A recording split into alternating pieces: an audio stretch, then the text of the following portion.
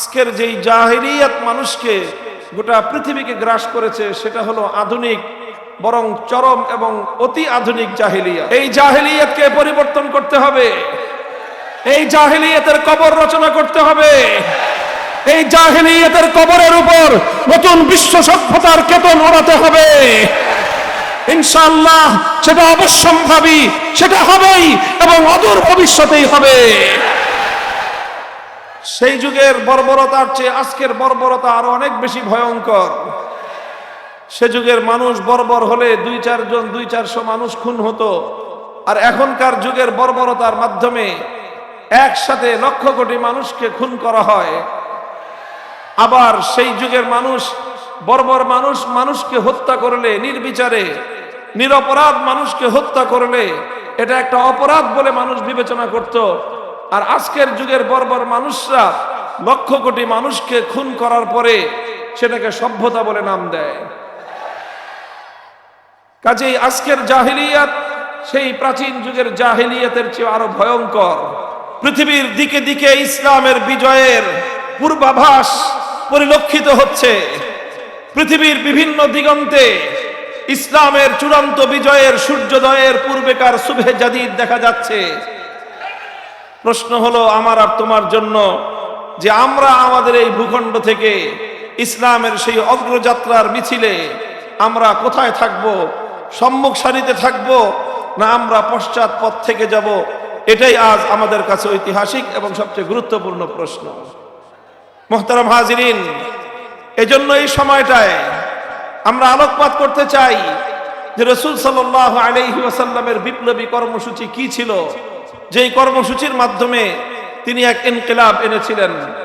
আমরাও যদি সেই কর্মসূচিগুলোকে, সেই কাজগুলোকে ধারণ করতে পারি, ইনশাআল্লাহ নতুন জাহেলিয়াতকে পরাস্ত করে আবার সেই নবী যুগের সোনালী আদর্শ আমরা ফিরিয়ে আনতে পারবো।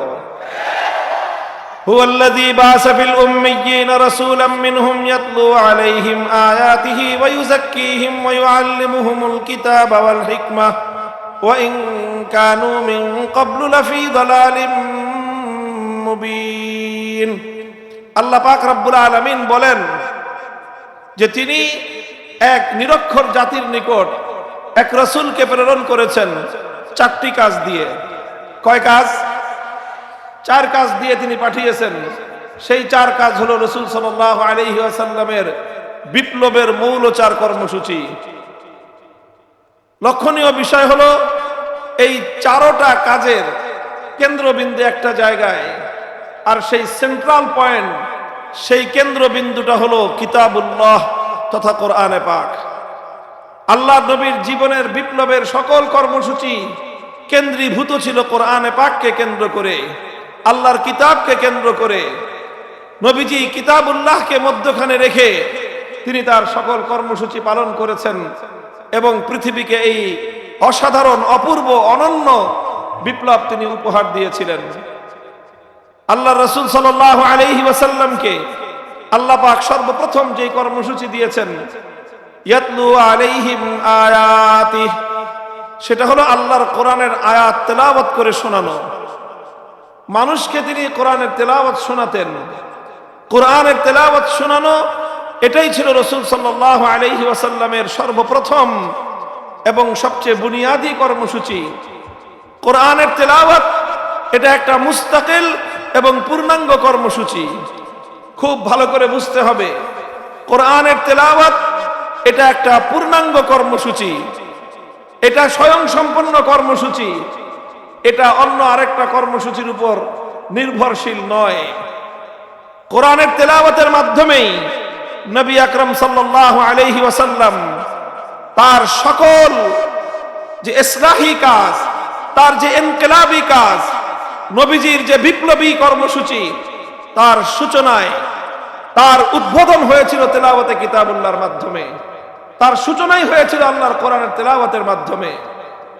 অনেকে মনে করে থাকে যে কোরআনের তেলাওয়াত এটা খুব মামুলি একটা বিষয়।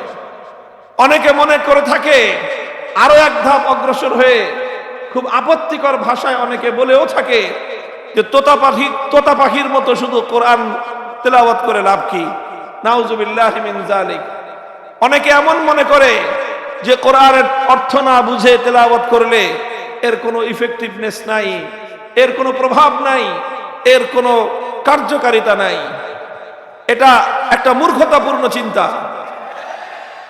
যারা এরকম চিন্তা করে যে অর্থ না বুঝে পড়লে, কোরআনের মর্ম না বুঝলে শুধু তেলাওয়াতে কোনো লাভ নেই, এই কথা যারা চিন্তা করে তারা মূলত আল্লাহর কোরআনকে অবমূল্যায়ন করে। কিভাবে? তারা কোরআনে পাককে পৃথিবীর আর অন্য 10টা সাবজেক্টের মতো মনে করেছে। পৃথিবীর অন্যান্য সাধারণ বিষয়গুলো এমন যে না বুঝে পড়লে কোনো লাভ হয় না। সাহিত্যের বই কেউ যদি না বুঝে পড়ে সাহিত্যের কোনো সে ফায়দা পাবে না। কবিতার বই কেউ যদি না বুঝে পড়ে তাহলে সে কাব্যের মর্ম বুঝবে না।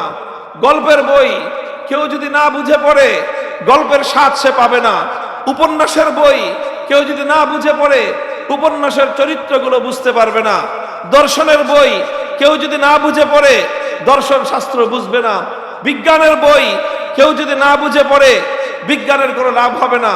মেডিকেল সায়েন্সের বই কেউ যদি না বুঝে পড়ে ডাক্তার হতে পারবে না। তো অন্যান্য কিতাবের মতো মনে করে থাকে যে কোরআনও বুঝি এমন একটা কিতাব, না বুঝে পড়লে কোনো লাভ নাই। তাদেরকে বুঝতে হবে পৃথিবীর অন্য সকল গ্রন্থ, অন্য সকল বিষয় থেকে আল্লাহর কোরআন সম্পূর্ণ ভিন্ন রকম। অন্যগুলোর সঙ্গে কোরআনের মিল হয় না। পৃথিবীর অন্য সব গ্রন্থ না বুঝে পড়লেও কোনো লাভ হয় না। কোরআনে পাক একমাত্র কোরআন যেটা না বুঝে পড়লেও বিপ্লবের জন্য এটাই যথেষ্ট।